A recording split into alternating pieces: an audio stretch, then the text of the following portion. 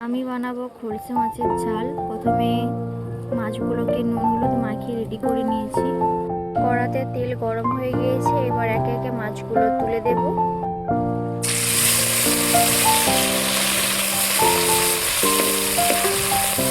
মাছগুলো ভাজা হয়ে গিয়েছে, এবার নামিয়ে নেব। রান্না করার জন্য প্রথমে কড়াতে আমি তেলের উপরে একটা শুকনো লঙ্কা, তার উপরে দিয়েছি কাঁচা পেঁয়াজ বাটা, টমেটো বাটা, আদা বাটা, জিরে বাটা, তার উপরে দিয়ে দিয়েছি লঙ্কা গুঁড়ো, হলুদ গুঁড়ো। এরপর আমি নাড়াচাড়া করে নেব। এরপর দেব স্বাদ মতো লবণ, আপনারা লবণটা দেখে দেবেন।